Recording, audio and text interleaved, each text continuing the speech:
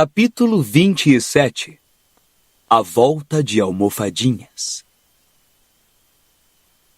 Uma das melhores consequências da segunda tarefa foi que todo mundo ficou muito interessado em saber os detalhes do que acontecera no fundo do lago, o que significou que, uma vez na vida, Rony estava conseguindo dividir as luzes da ribalta com Harry.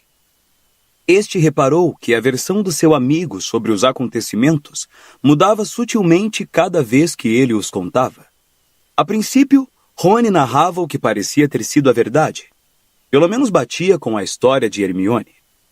Dumbledore havia mergulhado os reféns em um sono encantado na sala da professora McGonagall, depois de garantir a todos que estariam seguros e que despertariam quando voltassem à superfície da água. Uma semana mais tarde, no entanto, Rony já estava contando uma história emocionante de sequestro, em que ele lutara sozinho contra 50 sereianos armados até os dentes, que precisaram dominá-lo a pancada antes de amarrá-lo. Mas eu levei a minha varinha escondida na manga. Rony tranquilizou Padma Patil, que parecia bem mais interessada agora que o garoto andava recebendo tanta atenção, e fazia questão de falar com ele todas as vezes que se encontravam nos corredores. Eu poderia ter enfrentado aqueles serei idiotas a qualquer hora que quisesse. O que é que você ia fazer? Atacar os caras a roncos? Perguntou Hermione, alfinetando-o. Tinham caçoado tanto dela por ser a coisa de que Victor Krum mais sentiria falta, que ela andava meio mal-humorada. As orelhas de Rony ficaram vermelhas, e dali em diante ele reverteu a versão do sono encantado. Quando março começou, o tempo ficou mais seco, mas ventos cortantes esfolavam o rosto e as mãos todas as vezes que as pessoas saíam aos jardins. Haviam atrasos no correio porque o vento não parava de tirar as corujas da rota. A coruja marrom que Harry enviara a Sirius, com a data do fim de semana em Hogsmeade, apareceu na hora do café da manhã de sexta-feira, com metade das penas viradas pelo avesso. Harry mal acabara de desprender a resposta de Sirius, a coruja levantou voo, visivelmente receosa de que fosse ser despachada outra vez. A carta de Sirius era quase tão curta quanto a anterior. Esteja nos degraus no fim da estrada que sai de Hogsmeade, depois da Derviches e Bangs, às 2 da tarde de sábado. Traga o máximo de comida que puder. Ele não voltou a Hogsmeade? Perguntou Rony, incrédulo. É o que parece, não é? Disse Hermione. Não dá para acreditar, disse Harry, tenso. Se ele for apanhado... Mas até agora não foi, não é? Disse Rony. E agora o lugar nem está mais infestado de dementadores. Harry dobrou a carta, pensativo. Se fosse honesto consigo mesmo, admitiria que queria realmente rever Sirius. Seguiu, portanto, para a última aula da tarde, os 2 tempos de poções, sentindo-se muitíssimo mais animado do que era o seu normal quando descia as escadas para as masmorras. Malfoy, Crabbe e Goyle estavam parados à porta da sala de aula, com o grupinho de garotas da Sonserina que andava com Pansy Parkinson. Todas estavam olhando alguma coisa que Harry não pôde ver e davam risadinhas animadas. A cara de bulldog de Pansy espiava excitada por trás das largas costas de Goyle quando Harry, Rony e Hermione se aproximaram. Eles vêm vindo aí, eles vêm vindo aí, disse ela entre risadinhas, e o ajuntamento de alunos da Sonserina se desfez. Harry viu que Pansy tinha nas mãos uma revista, o Semanário das Bruxas. A foto animada na capa mostrava uma bruxa de cabelos crespos, com um sorriso cheio de dentes, que apontava com a varinha para um grande bolo de claras. Talvez você encontre aí uma coisa do seu interesse, Granger, disse Pansy em voz alta, e atirou a revista para Hermione, que a aparou fazendo cara de espanto. Naquele momento, a porta da masmorra se abriu e Snape fez sinal para todos entrarem. Hermione, Harry e Rony se dirigiram a uma mesa no fundo da sala, como de costume. Quando Snape deu as costas à turma para escrever no quadro negro os ingredientes da poção do dia, Hermione folheou rapidamente a revista por baixo da mesa. Finalmente, nas páginas centrais, ela encontrou o que estava procurando. Harry e Rony se aproximaram. Uma foto colorida de Harry encimava uma pequena notícia intitulada A Mágoa Secreta de Harry Potter. Um garoto excepcional, talvez, mas um garoto que sofre todas as dores comuns da adolescência, escreve Rita Skeeter. Privado do amor desde o trágico falecimento dos pais, Harry Potter, 14 anos, pensou que tinha achado consolo com sua namorada firme em Hogwarts, a garota nascida trouxa Hermione Granger. Mal sabia que em breve estaria sofrendo mais um revés emocional numa vida afligida por perdas pessoais.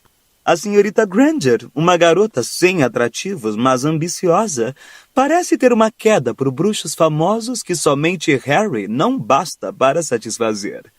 Desde que Viktor Krum, o apanhador búlgaro e herói da última Copa Mundial de Quadribol, chegou em Hogwarts, a senhorita Granger tem brincado com as afeições dos dois rapazes.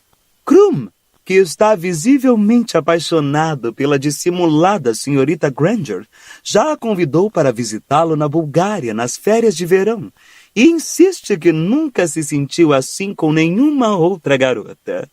Contudo, talvez não tenham sido os duvidosos encantos naturais da senhorita Granger que conquistaram o interesse desses pobres rapazes. Ela é realmente feia, diz Pansy Parkinson, uma estudante bonita e viva do 4º ano. Mas é bem capaz de preparar uma poção do amor.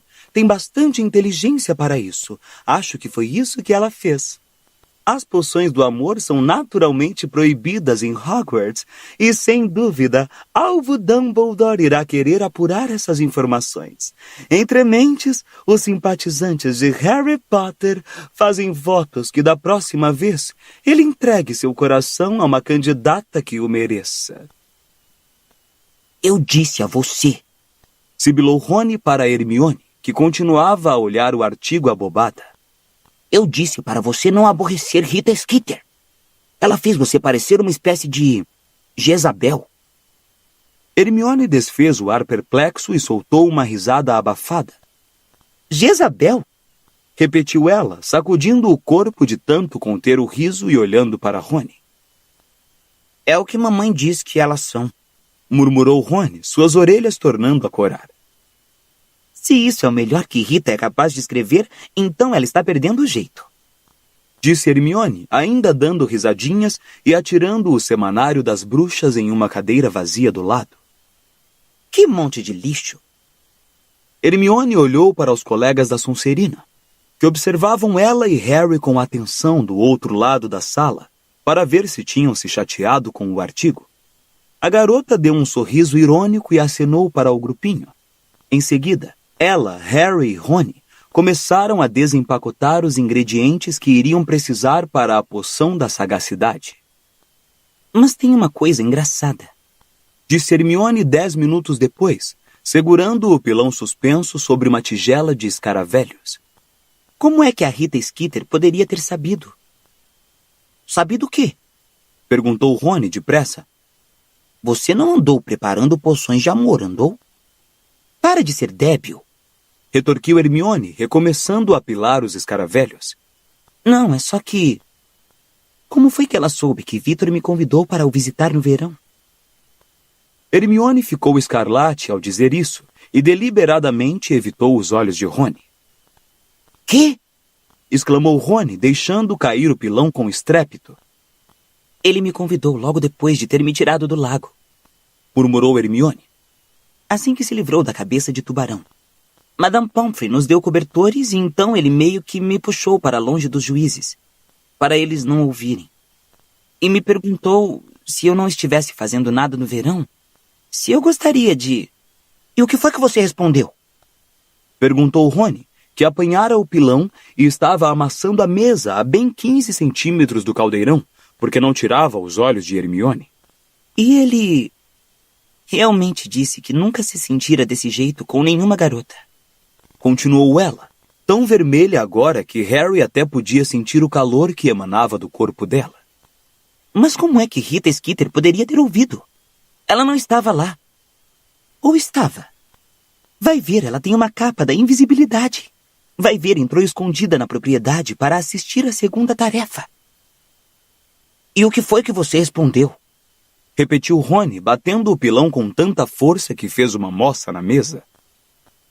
Bem, eu estava tão ocupada vendo se você e Harry estavam ok que... Por mais fascinante, sem dúvida, que seja sua vida social, senhorita Granger, disse uma voz gélida bem atrás deles. Devo lhe pedir para não discuti-la em minha aula. 10 pontos a menos para a Grifinória. Snape havia deslizado silenciosamente até a mesa dos garotos enquanto eles conversavam. A turma inteira agora foi se virando para olhá-los. Malfoy aproveitou a oportunidade para lampejar o Potterfed lá do outro lado da masmorra. E lendo revistas embaixo da mesa, acrescentou Snape, agarrando o exemplar do Semanário das Bruxas. Outros 10 pontos a menos para a Grifinória. Mas naturalmente... Os olhos negros de Snape brilharam ao recair sobre o artigo de Rita Skeeter. Potter tem que manter em dia os seus recortes de jornais e revistas sobre ele. A masmorra ecoou as risadas dos alunos da Sonserina, e um sorriso desagradável crispou a boca fina de Snape. Para a fúria de Harry, o professor começou a ler o artigo em voz alta. A mágoa secreta de Harry Potter. Ai, Potter, onde é que está doendo agora? Um garoto excepcional, talvez. Harry sentia o rosto arder agora. Snape parava ao fim de cada frase para permitir aos alunos da Sonserina rirem à vontade. O artigo parecia 10 vezes pior lido pelo professor. Os simpatizantes de Harry Potter fazem votos que da próxima vez ele entregue seu coração a uma candidata que o mereça. Que coisa comovente! Debochou Snape, enrolando a revista ao som das gargalhadas dos garotos da Sonserina. Bem, acho melhor separar vocês 3 para que possam se concentrar nas poções em lugar dos desencontros de suas vidas amorosas. Weasley, fique onde está. Senhorita Granger, lá ao lado da senhorita Parkinson. Potter, naquela carteira em frente à minha escrivaninha. Mexam-se. Agora! Furioso, Harry jogou seus ingredientes e a mochila no caldeirão e arrastou-o até uma mesa vazia na frente da sala. Snape o acompanhou, sentou-se à própria escrivaninha e observou Harry descarregar o caldeirão. Decidido a não olhar para Snape, Harry retomou a tarefa de pilar os escaravelhos, imaginando que cada um deles tinha a cara do professor. Toda essa tensão da imprensa parece ter inchado a sua cabeça, que já é demasiado grande, Potter. Disse Snape em voz baixa, depois que o restante da turma se aquietou. Harry não respondeu. Sabia que o professor estava tentando provocá-lo.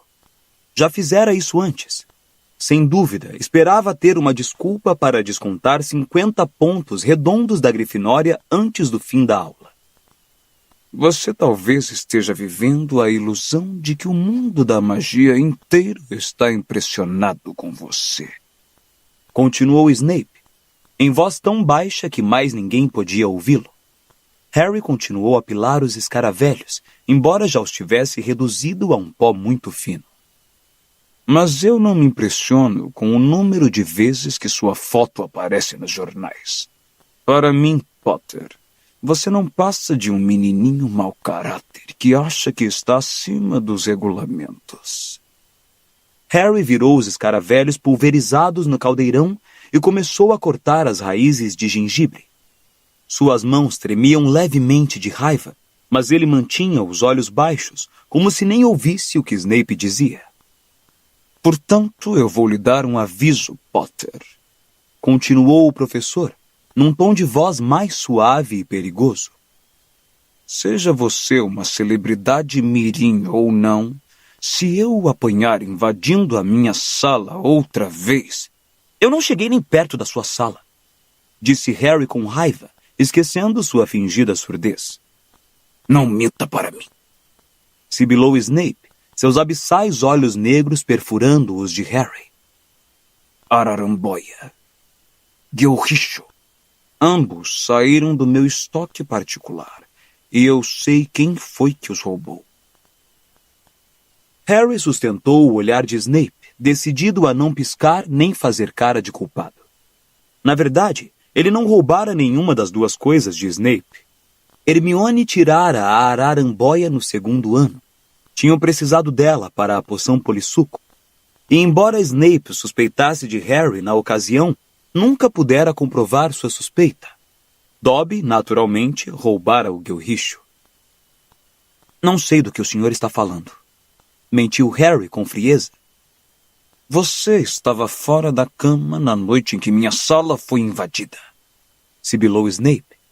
Eu sei disso, Potter. Agora, talvez Olho Tonto Moody tenha entrado para o seu fã-clube, mas eu não vou tolerar o seu comportamento.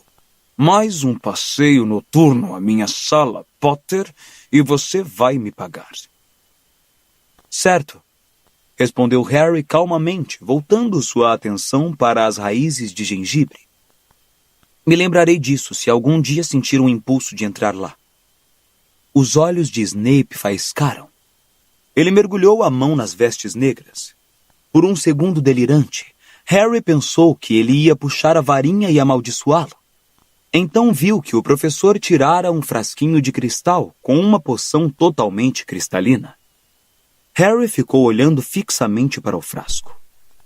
Sabe o que é isso, Potter? Perguntou Snape, com os olhos mais uma vez brilhando perigosamente. Não, respondeu Harry, desta vez com absoluta honestidade. É Veritaserum. Uma poção da verdade tão potente que 3 gotas fariam você confessar os seus segredos mais íntimos para a turma inteira ouvir. Disse Snape maldosamente. Agora, o uso desta poção é controlado por rigorosas diretrizes do Ministério. Mas a não ser que você tome cuidado com o que faz, vai acabar descobrindo que a minha mão pode escorregar sem querer. Ele sacudiu de leve o frasquinho de cristal, bem em cima do seu suco de abóbora da noite. Então, Potter, então descobriremos se você esteve ou não na minha sala. Harry não respondeu. Voltou mais uma vez sua atenção para as raízes de gengibre, apanhou uma faca e começou a cortá-las. Não gostou nem um pouco daquela história de poção da verdade, nem duvidou de que Snape fosse capaz de ministrá-la furtivamente. Conteve um tremor ao pensar no que poderia sair sem querer de sua boca se tomasse a poção. Sem falar que deixaria um bocado de gente em apuros, Hermione e Dobby, para começar, havia ainda todo o resto que ele estava escondendo, como o fato de estar em contato com Sirius, e suas entranhas reviraram só de pensar, seus sentimentos por Cho. O garoto acrescentou as raízes de gengibre ao caldeirão e se perguntou se deveria se guiar pela cartilha de Moody e começar a beber apenas de um frasco de bolso só seu. Houve uma batida na porta da masmorra. Entre, disse Snape com sua voz habitual. A turma olhou quando a porta se abriu. O professor Karkaroff entrou. Todos o observaram se dirigir à escrivaninha de Snape. Estava enrolando o dedo na barbicha outra vez e parecia agitado. Precisamos conversar, disse Karkaroff abruptamente ao chegar perto de Snape. Parecia tão decidido a não deixar ninguém ouvir o que estava dizendo que mal abria a boca. Era como se fosse um ventríloco medíocre. Harry manteve os olhos nas raízes de gengibre, mas apurou os ouvidos. Falarei com você quando terminar a aula, Karkaroff, murmurou Snape, mas o colega o interrompeu. Quero falar agora que você não pode fugir, Severo. Você tem me evitado. Depois da aula, retrucou Snape com rispidez. Sob o pretexto de erguer uma xícara graduada e ver se medir a suficiente bile de tatu, Harry arriscou um olhar de esguelha para os dois. Karkaroff parecia extremamente preocupado e Snape aborrecido. Karkaroff ficou rondando atrás da escrivaninha de Snape durante o resto da aula. Parecia decidido a impedir que o colega escapulisse no fim da aula. Interessado em ouvir o que Karkaroff queria dizer, Harry derrubou intencionalmente um frasco de bile de tatu 2 minutos antes de tocar a sineta, o que lhe deu uma desculpa para se agachar atrás do caldeirão e limpar o chão, enquanto o restante da turma se deslocava ruidosamente para a porta. Que é tão urgente assim? O garoto ouviu Snape sibilar para Karkaroff. Isto, disse Karkaroff, e Harry, espiando por cima do caldeirão, viu o bruxo levantar a manga esquerda das vestes e mostrar a Snape alguma coisa do lado interno do antebraço. Então, disse Karkaroff, ainda fazendo esforço para não mexer a boca. Está vendo? Nunca esteve tão nítida assim. Nunca desde... Cubra isso! Rosnou Snape, seus olhos negros percorrendo a sala. Mas você deve ter reparado. Começou Karkaroff com a voz agitada. Podemos conversar mais tarde, Karkaroff, vociferou Snape. Potter, que é que você está fazendo? Limpando a minha bile de tatu, professor, disse o garoto inocentemente, se erguendo e mostrando o trapo encharcado que tinha nas mãos. Karkaroff deu meia volta e saiu da masmorra. Parecia ao mesmo tempo preocupado e aborrecido. Não querendo ficar sozinho com um Snape excepcionalmente raivoso, Harry atirou os livros e os ingredientes para dentro da mochila e saiu bem depressinha para contar a Rony e Hermione o que acabara de presenciar. Os 3 saíram do castelo ao meio-dia no dia seguinte e depararam com um jardim iluminado por um sol fraco. O tempo estava mais ameno do que estivera o ano inteiro, e na altura em que chegaram a Hogsmeade, os garotos já haviam despido as capas e jogado-as sobre os ombros. A comida que Sirius pedira para eles trazerem ia na mochila de Harry. Tinham surrupiado uma dúzia de coxas de galinha, um pão de forma e uma garrafa de suco de abóbora da mesa do almoço. Foram até a Trapo Belo Moda Mágica comprar um presente para Dobby, onde se divertiram escolhendo as meias mais espalhafatosas que conseguiram encontrar, inclusive um par com estrelas douradas e prateadas que piscavam e outro que berrava quando ficava fedorento demais. Então, à 1:30, eles subiram a rua principal, passaram a derviches e bangues e saíram em direção aos arredores do povoado. Harry nunca fora para aqueles lados antes. A estradinha serpenteante os levou para os campos sem cultivo em torno de Hogsmeade. As casas ficavam mais espaçadas ali e os jardins maiores. Os garotos caminhavam em direção ao morro a cuja sombra se situava Hogsmeade. Então fizeram uma curva e viram a escada no fim da estradinha. À espera deles, as patas dianteiras apoiadas no degrau mais alto, havia um enorme cão preto que segurava alguns jornais na boca e parecia bastante familiar. Olá, Sirius, disse Harry quando chegaram mais perto. O cachorro farejou ansioso a mochila de Harry, abanou uma vez o rabo, depois deu as costas e começou a se afastar, atravessando o mato ralo que subia ao encontro do sopé rochoso do morro. Os garotos subiram os degraus e seguiram o cachorro. Sirius levou-os exatamente para o sopé do morro, onde o terreno era coberto de pedras e pedregulhos. Era fácil para ele com suas 4 patas, mas os garotos logo ficaram sem fôlego. Continuaram a acompanhar Sirius, que começou a subir o morro propriamente dito. Durante quase meia hora, escalaram uma trilha íngreme, serpenteante e pedregosa atrás de Sirius, que abanava o rabo, suando ao sol, as tiras da mochila de Harry cortando os ombros do garoto. Então, finalmente, Sirius desapareceu de vista, e quando eles chegaram ao lugar em que ele desaparecera, viram uma fenda estreita na rocha. Espremeram-se por ela e se viram em uma caverna fresca e fracamente iluminada. Preso a um canto, uma ponta da corda passada em volta de um pedregulho, estava Bicuço, o hipogrifo.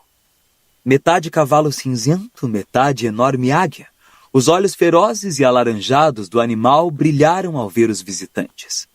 Os três fizeram uma profunda reverência para Bicuço, que depois de fitá-los imperiosamente por um momento, dobrou o joelho escamoso e permitiu que Hermione corresse para acariciar o seu pescoço coberto de penas.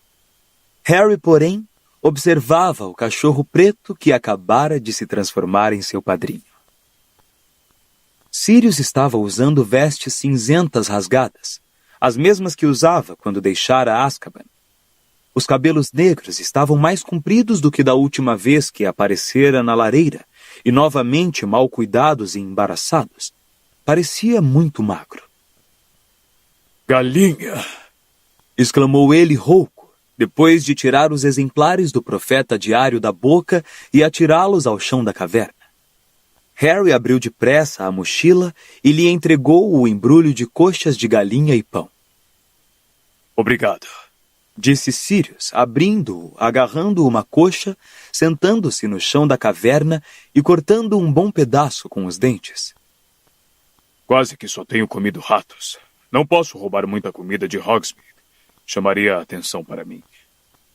Ele sorriu para Harry, mas o garoto relutou a retribuir o sorriso. "Que é que você está fazendo aqui, Sirius?" perguntou. "Cumprindo minhas obrigações de padrinho", disse Sirius, mordendo o osso de galinha de um jeito muito canino. "Não se preocupe comigo. Estou fingindo ser um adorável cão vadio." Ele ainda sorria, mas ao ver a ansiedade no rosto de Harry, continuou com mais seriedade. "Quero estar em cima do lance. A sua última carta. Bem, digamos que as coisas estão começando a cheirar pior. E tenho roubado os jornais todas as vezes que alguém joga um fora. E pelo que parece, eu não sou o único que está ficando preocupado." Ele indicou com a cabeça os exemplares amarelados do Profeta Diário no chão da caverna. E Rony apanhou uns e abriu-os. Harry, no entanto, continuou a encarar o padrinho. "E se eles pegarem você? E se virem você?" "Vocês 13, Dumbledore, são os únicos por aqui que sabem que eu sou um animago", disse Sirius, sacudindo os ombros e continuando a devorar a galinha. Rony cutucou Harry e lhe passou os exemplares do Profeta Diário. Havia 2. O primeiro tinha a manchete "Doença misteriosa de Bartolomeu Crouch", e o segundo, "Bruxa do Ministério continua desaparecida. O Ministério da Magia agora está pessoalmente envolvido." Harry correu os olhos pelo artigo sobre Crouch. Frases soltas destacaram-se sob seus olhos. "Não é visto em público desde novembro. Casa parece deserta. O Hospital St. Mungo's para doenças e acidentes mágicos não quer comentar. Ministério se recusa a confirmar os boatos sobre doença grave." "Estão fazendo parecer que ele está à morte", disse Harry lentamente. "Mas não deve estar se conseguiu vir até aqui." Meu irmão é assistente pessoal de Crouch, informou Rony a Sirius. Ele diz que o cara está sofrendo de estresse. "Veja bem, ele realmente parecia doente na última vez que eu o vi de perto", disse Harry devagar, ainda lendo o artigo. "Na noite que meu nome foi escolhido pelo cálice." Está recebendo o que merecia por despedir o Wink, não? Comentou Hermione friamente. Ela acariciava Bicuço, que mastigava os ossos de galinha deixados por Sirius. Aposto como gostaria de não ter feito isso. Aposto como sente a diferença agora que ela não está mais lá para cuidar dele. Mione está obcecada por elfos domésticos, murmurou Rony para Sirius, lançando à garota um olhar aborrecido. Sirius, no entanto, pareceu interessado. "Crouch despediu o elfo doméstico dele?" "Despediu, na Copa Mundial de Quadribol", disse Harry, e começou a contar a história do aparecimento da marca negra, de Wink ter sido encontrada com a varinha de Harry na mão e da fúria do Sr. Crouch. Quando Harry terminou, Sirius se levantou novamente e começou a andar para cima e para baixo na caverna. Deixe-me entender isso direito, disse ele depois de algum tempo, brandindo mais uma coxa de galinha. Primeiro você viu o elfo no camarote de honra. Estava guardando um lugar para Crouch, certo? Certo, disseram Harry, Rony e Hermione juntos. Mas Crouch não apareceu para assistir ao jogo. Não, confirmou Harry. Acho que ele disse que esteve ocupado demais. Sirius deu outra volta na caverna em silêncio. Então disse: Harry, você procurou sua varinha nos bolsos depois que deixou o camarote de honra? Harry se concentrou. Não, respondeu finalmente. Não precisei usá-la até chegarmos à floresta. Então meti a mão no bolso e só encontrei o meu onióculo. Ele olhou para Sirius. Você está dizendo que quem conjurou a marca furtou minha varinha no camarote de honra? É possível, disse Sirius. Wink não furtou a varinha, protestou Hermione com voz aguda. O elfo não era o único ocupante do camarote, disse Sirius, enrugando a testa e continuando a andar. Quem mais estava sentado atrás de você? Um monte de gente, respondeu Harry. Uns ministros búlgaros, Cornélio Fudge, os Malfoy. Os Malfoy! Exclamou Rony subitamente, tão alto que sua voz ecoou pelas paredes da caverna, o que fez Bicuço agitar a cabeça nervosamente. Aposto como foi o Lúcio Malfoy. Mais alguém? Perguntou Sirius. Não. Ah, sim, tinha o Ludo Bagman. Lembrou Hermione a Harry. Ah, foi. Não sei nada sobre o Bagman, exceto que costumava bater para os Wimborne Wasps, disse Sirius ainda andando. Que tal é ele? Ok, disse Harry. Fica o tempo todo se oferecendo para me ajudar no torneio tribruxo. Fica, é? Perguntou Sirius, aprofundando as rugas na testa. Por que será que ele faria isso? Disse que se afeiçoou a mim. Murmurou Sirius, pensativo. Nós o vimos na floresta pouco antes da marca negra aparecer. Contou Hermione a Sirius. Vocês lembram? Perguntou ela a Harry e Rony. Lembramos, mas ele não ficou na floresta, não foi? Disse Rony. Assim que falamos do tumulto, ele saiu para o acampamento. Como é que você sabe? Disparou Hermione. Como é que você sabe para onde foi que ele desaparatou? Pode parar, disse Rony, incrédulo. Você está dizendo que acha que Ludo Bagman conjurou a marca negra? É mais provável que ele tenha feito isso do que o Wink, retrucou a menina teimosamente. Eu lhe disse, falou Rony, dando um olhar significativo para Sirius. Eu lhe disse que ela está obcecada por elfos. Mas Sirius ergueu a mão para calar Rony. Depois que a marca negra foi conjurada e o elfo descoberto segurando a varinha de Harry. Que foi que o Crouch fez? Foi procurar no meio das moitas, disse Harry. Mas não havia mais ninguém lá. Claro, murmurou Sirius andando para cima e para baixo. Claro, ele teria querido pôr a culpa em qualquer um, menos no próprio elfo. E então o despediu. Foi, disse Hermione num tom acalorado. Despediu, só porque ela não tinha ficado na barraca esperando ser pisoteada. Hermione, será que você pode dar um tempo com esse elfo? Pediu Rony. Mas Sirius balançou a cabeça e disse. Ela avaliou Crouch melhor do que você, Rony. Se você quer saber como um homem é, veja como ele trata os inferiores e não os seus iguais. O bruxo passou a mão pelo rosto barbudo, evidentemente se concentrando. Todas essas ausências de Bartô Crouch. Ele se dá o trabalho de garantir que seu elfo guarde um lugar para ele na Copa Mundial de Quadribol, mas não se importa de ir assistir. Ele trabalha com afinco para restabelecer o torneio tribruxo e em seguida para de comparecer também. Isso não se parece nada com o Crouch.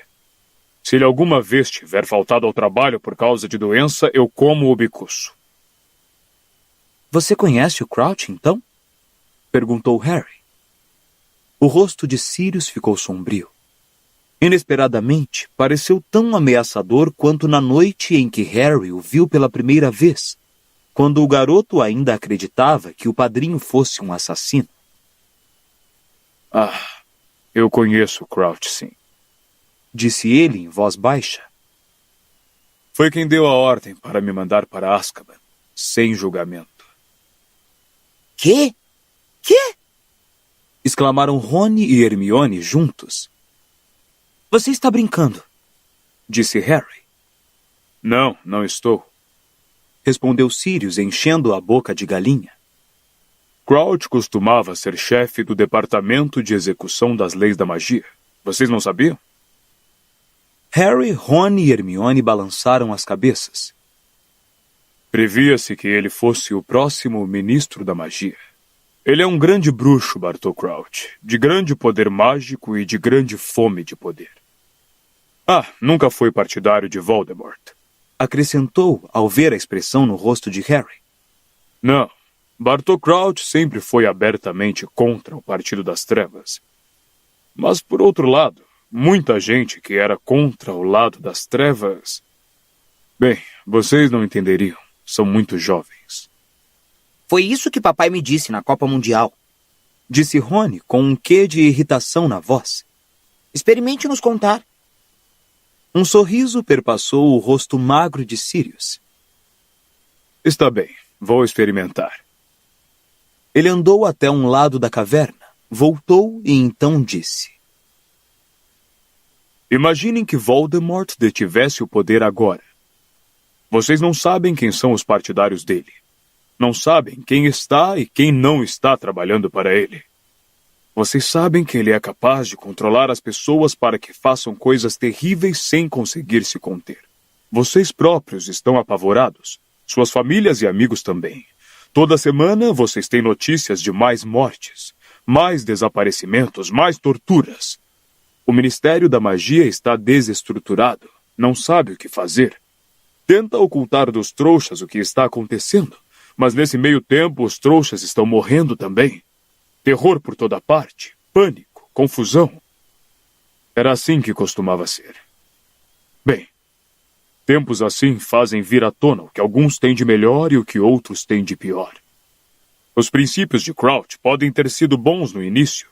Eu não saberia dizer. Ele subiu rapidamente no ministério e começou a mandar executar medidas muito severas contra os partidários de Voldemort. Os aurores receberam novos poderes, para matar em vez de capturar, por exemplo.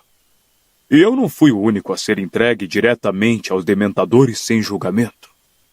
Crouch combateu violência com violência e autorizou o uso das maldições imperdoáveis contra os suspeitos. Eu diria que ele se tornou tão impiedoso e cruel quanto muitos do lado das trevas.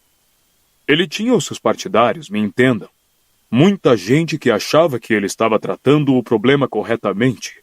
E havia bruxas e bruxos exigindo que ele assumisse o Ministério da Magia. Quando Voldemort sumiu, pareceu que era apenas uma questão de tempo para Crouch assumir o maior posto no Ministério. Mas então aconteceu uma infelicidade. Sirius sorriu amargurado. O único filho de Crouch foi apanhado com um grupo de comensais da morte que tinham conseguido sair de Azkaban, contando uma boa história. Aparentemente pretendiam encontrar Voldemort para reconduzi-lo ao poder. O filho de Crouch foi apanhado? Exclamou Hermione. Foi, disse Sirius, atirando o osso de galinha para Bicuço e voltando a se sentar ao lado do pão de forma, que ele cortou ao meio. Imagino que tenha sido um choque tanto para o velho Bartô. Deveria ter passado mais tempo em casa com a família, não acham? Deveria ter saído do escritório mais cedo um dia, procurado conhecer o filho. Sirius começou a devorar grandes bocados de pão. O filho dele era mesmo um comensal da morte? Perguntou Harry. Não faço ideia. Respondeu o padrinho, enfiando mais pão na boca. Eu próprio estava em Azkaban quando o trouxeram. Descobri a maior parte do que estou contando depois que saí. O rapaz foi sem a menor dúvida apanhado em companhia de gente que posso apostar minha vida era comensal da morte. Mas ele talvez estivesse no lugar errado na hora errada, como esse elfo doméstico. Crouch tentou e conseguiu livrar o filho? Sussurrou Hermione. Sirius deu uma risada que pareceu muito mais um latido. Crouch livrou o filho? Achei que você o tinha avaliado corretamente, Hermione. Qualquer coisa que ameaçasse manchar a reputação dele precisava ser afastada. Ele dedicou a vida inteira a chegar a ministro da magia. Vocês viram ele dispensar um dedicado elfo doméstico porque o associou com a marca negra? Isso não diz a vocês que tipo de pessoa ele é? O máximo a que sua afeição paternal chegou foi dar ao filho um julgamento. E é voz geral que isso não passou de uma desculpa para Crouch mostrar como detestava o rapaz. Depois mandou-o direto para Azkaban. Ele entregou o próprio filho aos dementadores? Perguntou Harry em voz baixa. Isso mesmo, disse Sirius, e ele não parecia estar achando graça alguma então. Eu vi os dementadores trazerem o rapaz preso. Observei-os pelas grades da porta da minha cela. Não devia ter mais de 19 anos. Foi encarcerado em uma cela perto da minha. Ao cair da noite, ele já estava gritando pela mãe, mas depois de alguns dias se calou. No fim, todos se calam. Exceto quando gritam durante o sono. Por um momento, a expressão mortiça nos olhos de Sirius se tornou mais acentuada que nunca, como se as janelas tivessem se fechado por trás deles. Então ele ainda está em Azkaban? Perguntou Harry. Não, disse Sirius sem emoção. Não, ele não está mais lá. Morreu 1 ano depois de o levarem para lá. Morreu? Ele não foi o único, disse Sirius com amargura. A maioria enlouquece lá, e muitos param de comer quando se aproximam do fim. Perdem a vontade de viver. A gente sempre sabia quando a morte estava próxima, porque os dementadores a pressentiam e ficavam excitados. O rapaz tinha um ar bem doentio quando chegou. Por ser um importante funcionário do ministério, Crouch e a mulher receberam permissão para visitá-lo no leito de morte. Foi a última vez que vi Bartô Crouch, meio que carregando a mulher ao passar no corredor diante da minha cela. Parece que ela também morreu pouco depois. Tristeza. Definhou como o filho. Crouch nunca foi buscar o corpo do rapaz. Os dementadores o enterraram do lado de fora da fortaleza. Eu fiquei assistindo.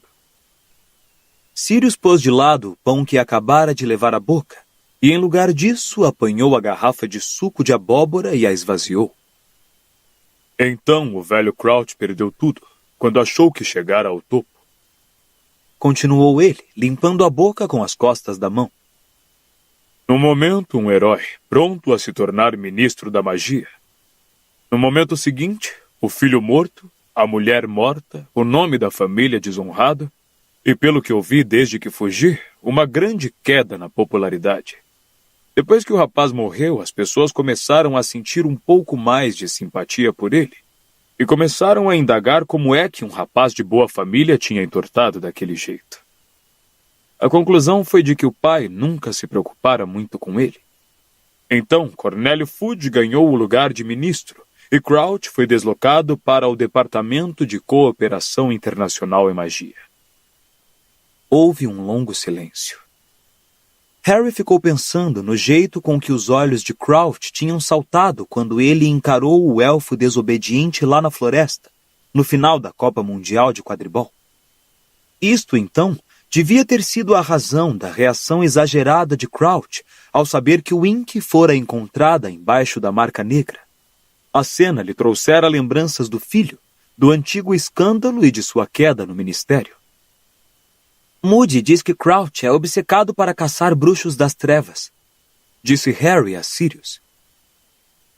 Ouvi falar que se tornou uma espécie de mania nele, disse Sirius, concordando com a cabeça. Se você quer saber a minha opinião, ele ainda acha que pode recuperar a antiga popularidade capturando mais um Comensal da Morte. E ele veio escondido a Hogwarts para revistar a sala de Snape, exclamou Rony com um ar de triunfo, olhando para Hermione. E isso não faz o menor sentido, disse Sirius. Claro que faz, disse Rony excitado, mas Sirius balançou a cabeça. Escute aqui. Se Crouch quisesse investigar Snape, por que então não tem ido julgar o torneio? Seria a desculpa ideal para fazer visitas regulares à escola e ficar de olho em Snape. Então você acha que Snape pode estar aprontando alguma? Perguntou Harry, mas Hermione os interrompeu. Olha, eu não acredito no que vocês estão dizendo. Dumbledore confia em Snape. Corta essa, Hermione, disse Rony impaciente. Eu sei que Dumbledore é genial e tudo mais, mas isto não significa que um bruxo das trevas realmente inteligente não possa enganar ele. Por que foi então que Snape salvou a vida de Harry no primeiro ano? Por que simplesmente não o deixou morrer? Não sei, vai ver, pensou que Dumbledore lhe daria um chute. Que é que você acha, Sirius? Perguntou Harry em voz alta, e Rony e Hermione pararam de discutir para escutar. Acho que os dois têm uma certa razão, disse Sirius, olhando pensativo para Rony e Hermione.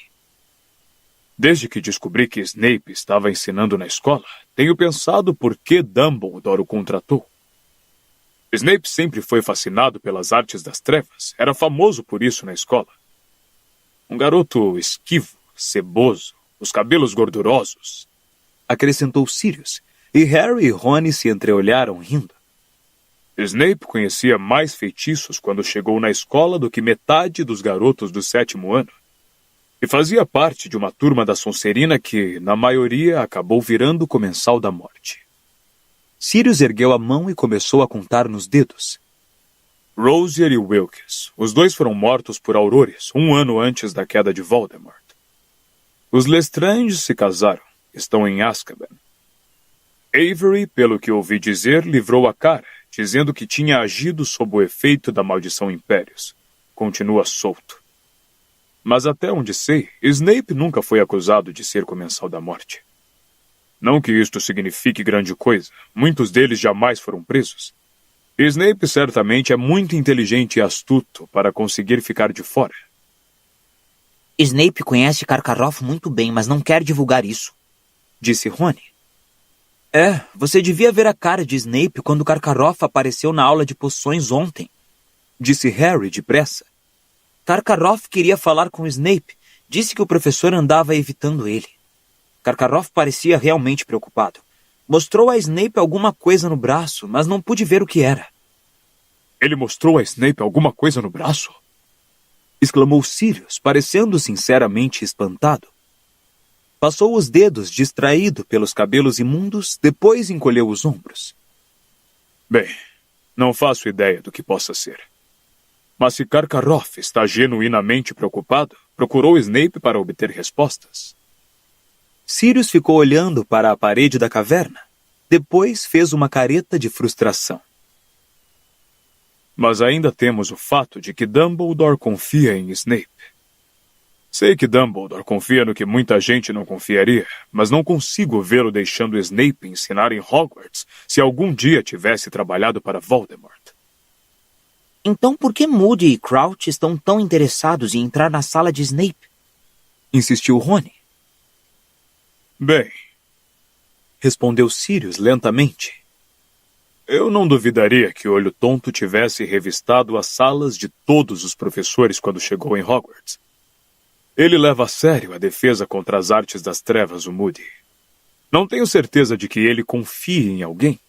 E depois das coisas que tem visto, isto não é surpresa. Mas vou dizer uma coisa a favor do Moody. Ele nunca matou ninguém se pudesse evitar. Sempre capturou as pessoas vivas quando era possível. Ele é durão, mas nunca desceu ao nível dos Comensais da Morte. Já Crouch é outra conversa. Ele está mesmo doente. Se está, por que fez o esforço de se arrastar até o escritório de Snape? E se não está, o que é que ele anda tramando? que é que ele estava fazendo de tão importante durante a Copa Mundial que não apareceu no camarote de honra? Que é que ele está fazendo enquanto devia estar julgando o torneio? Sirius caiu em silêncio, ainda fitando a parede da caverna. Bicuço fuçava o chão empedrado à procura de ossos que pudesse ter deixado passar. Finalmente, Sirius ergueu os olhos para Rony. Você disse que seu irmão é assistente pessoal do Crouch? Você tem jeito de perguntar se ele tem visto Crouch ultimamente? Posso tentar, Disse Rony em dúvida. mas é melhor não parecer que desconfio que Crouch esteja fazendo alguma coisa escondido. Percy adora Crouch. E poderia, ao mesmo tempo, tentar descobrir se encontraram alguma pista da Berta Jorkins. Disse Sirius, apontando para o segundo exemplar do Profeta Diário. Bagman me disse que não tinham, informou Harry. Ele é citado no artigo do Profeta, alardeando que a memória de Berta é bem ruinzinha. Bem, talvez ela tenha mudado desde que eu a conheci, mas a Berta que eu conheci não era nada desmemoriada, muito ao contrário. Era um pouco obtusa, mas tinha uma excelente memória para fofocas. Isso costumava metê-la em muita confusão. Nunca sabia quando ficar de boca calada. Posso entender que representasse um certo risco para o Ministério da Magia. Talvez tenha sido por isso que Bagman não se importou de procurar por ela tanto tempo. Sirius deu um enorme suspiro e esfregou os olhos contornados de sombras escuras. Que horas são? Harry consultou o relógio. Então se lembrou de que não estava funcionando desde que passara 1 hora dentro do lago. São 13h30, Informou Hermione. É melhor vocês voltarem para a escola, Disse Sirius, se levantando. Agora, escutem aqui. E olhou mais insistentemente para Harry. Não quero vocês saindo escondidos da escola para me ver, certo? Me mandem bilhetes para cá. Continuo querendo saber de qualquer coisa estranha. Mas vocês não devem sair de Hogwarts sem permissão. Seria uma oportunidade ideal para alguém atacá-los. Até agora ninguém tentou me atacar, exceto o dragão e uns 2 Grindylows, disse Harry. Mas Sirius amarrou a cara para ele. Não quero saber. Vou respirar outra vez em paz quando esse torneio terminar, o que não vai acontecer até junho. E não se esqueçam, se estiverem falando de mim entre vocês, me chamem de Snuffles, ok? Ele devolveu a Harry a garrafa e o guardanapo vazios e foi dar uma palmadinha de despedida em Bicuço. Acompanho vocês até a entrada do povoado, Disse Sirius. Vou ver se consigo catar mais um jornal. Ele se transformou no enorme cão preto antes de deixarem a caverna, e juntos desceram a encosta do morro, atravessaram o terreno pedregoso e voltaram à escada. Ali, ele deixou cada um dos garotos lhe acariciar a cabeça e, em seguida, virou as costas e saiu correndo pela periferia do povoado. Harry, Rony e Hermione voltaram para Hogsmeade e dali para Hogwarts. Será que o Percy conhece toda essa história sobre o Crouch? Comentou Rony quando subiam a estrada do castelo. Mas vai ver, ele não se importa. Provavelmente ia admirar o Crouch ainda mais. Percy adora regulamentos. Ia dizer que o Crouch se recusou a infringir os regulamentos em favor do próprio filho. Percy não atiraria nenhuma pessoa da família dele aos dementadores. Disse Hermione com severidade. Não sei, não. Respondeu Rony. Se achasse que estávamos atrapalhando a carreira dele, Percy é realmente ambicioso, sabem? Eles subiram os degraus de pedra e entraram no saguão do castelo, onde vieram ao seu encontro os cheiros gostosos do jantar no salão principal. Coitado do velho Snuffles, Disse Rony, inspirando profundamente. Ele deve realmente gostar de você, Harry. Imagine ter que comer ratos para sobreviver.